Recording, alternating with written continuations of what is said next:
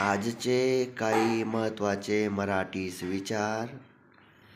सोबतचे सहकारी वाट दाखवणारे हवेत, वाट लावणारे नको.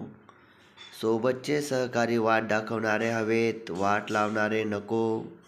पुढचा विचार. आपल्याला संकटांना हरवायचं आहे, संकटांनी आपल्याला हरवायला नको. आजचा महत्त्वाचा विचार.